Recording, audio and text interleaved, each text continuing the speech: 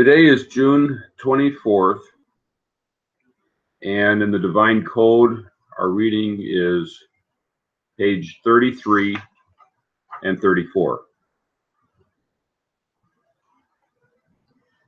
It is obvious that Moses explained the Torah's 7 mitzvahs for Gentiles, and that the details they previously did not know were commanded to them by God with their explanations through Moses at Mount Sinai.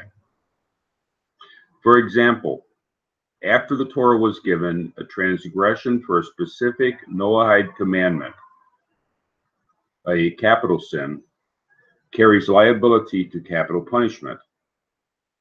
But this concept was not commanded in the book of Genesis as the definitive punishment for individuals, other than for murder in Genesis 9:6. Whoever sheds the blood of man, his blood shall be shed, was commanded to Noah. Another example is the command regarding adulterous relations with a married Jewish woman.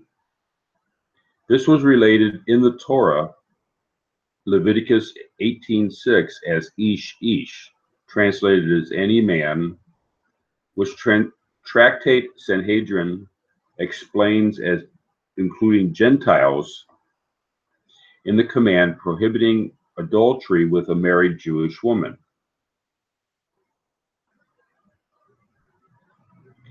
This obligated Gentiles to take care in regard to many Torah regulations and precepts to determine if a Jewish woman is considered married, and they have liability before a court for these additional stringencies.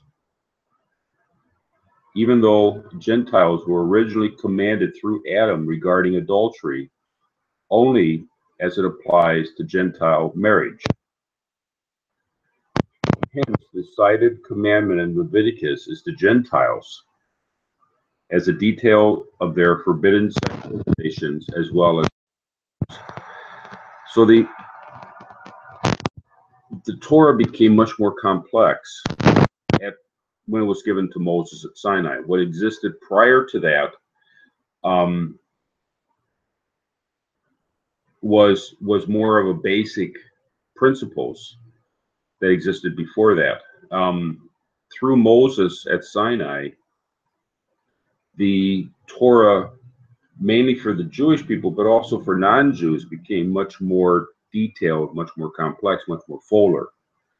It was such a strong event in time and history that they take on these extra amounts. And in the area of where the Jew and the Gentile, the Jew and the non-Jew interact,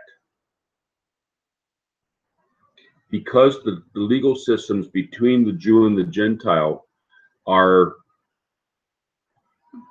there's differences in the details. So where the Jew and the Gentile interacts, it becomes much more complicated. It's like multiplying both of the systems in order to intertwine them, so that when the Jew and the Gentile systems operate, it's not as simple as it would be individually. There's 4 pages later on in the Divine Code discussing the difference between, if a non-Jew commits adultery with a Jewish woman, how that's handled.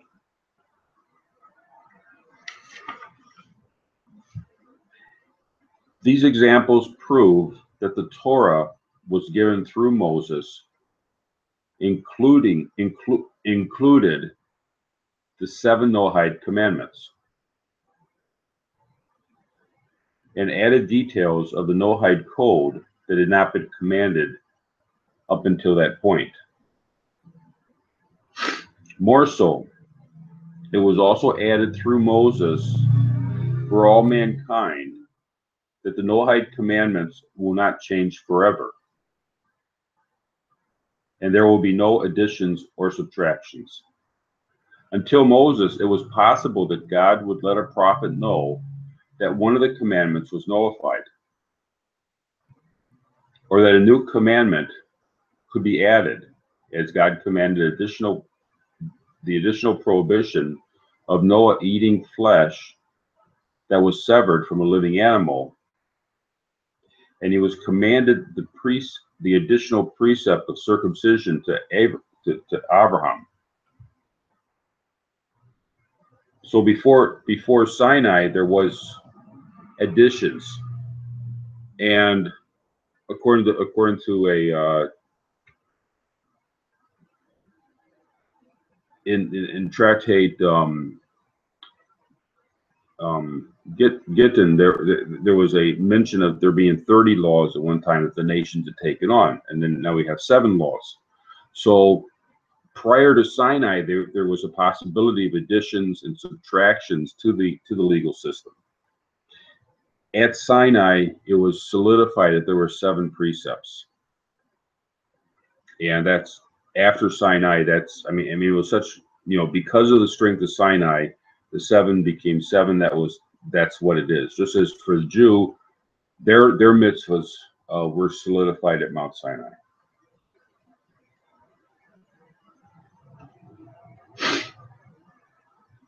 This is the intention of Rambam,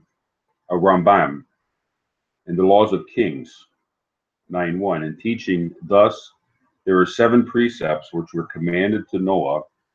These matters remained the same throughout the world until Abraham, who arose and was commanded regarding circumcision. And he also ordained morning prayers. Isaac separated tithes and added a prayer service in the afternoon. Jacob added a prohibition against eating the sciatic nerve. And he also ordained evening prayers. Ultimately, Moses came, and the Torah was completed by him. Thus, there were changes and additions in the commandments of God to his prophets, first to Noah, and then to the 3 patriarchs. The patriarchs also added precepts from their own logic and for their own family. Yet they violated no prohibition in doing so. This possibility did not continue after Moses completed the Torah, since also for the children of Noah, a prophet cannot add anything to the Torah or create a new commandment or a new religion after Mount Sinai. So after Mount Sinai, before Mount Sinai, the patriarchs, and also Shem could say, could do things with the commandments in a manner that would not be acceptable after Mount Sinai.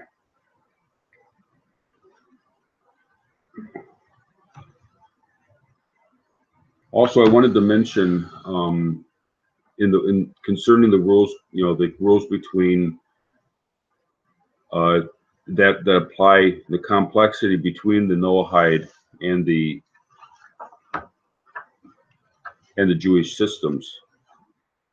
There can be an understanding that you have something like the prohibition against adultery, and the assumption is that, well, we look in there and we see what the prohibitions of against adultery are, or against illicit relations are, and assume that they're the same between the Jew and the Gentile, because a lot of it, I mean, it's the same basic concept, and a lot of the details seem to overlap.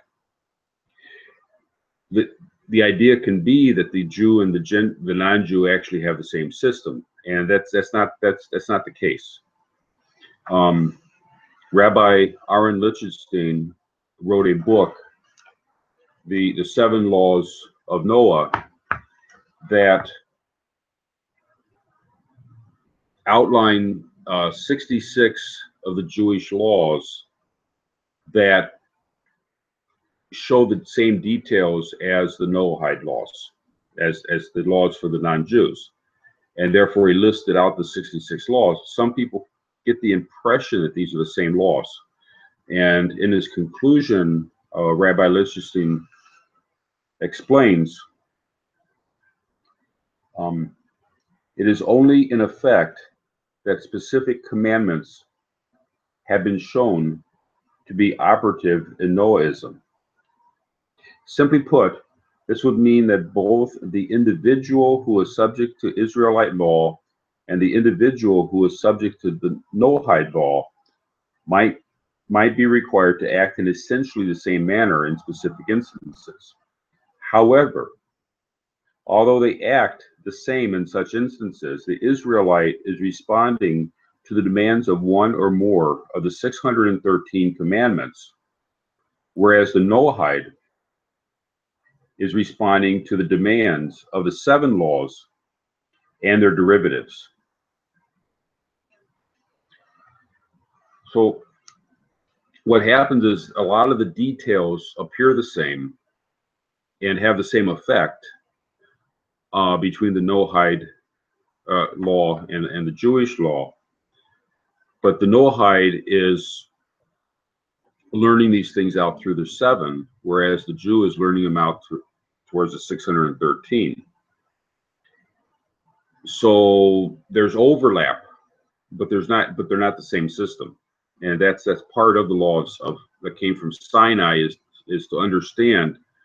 And the reason why there's the divine code was written was in order to understand how these laws work with the 7.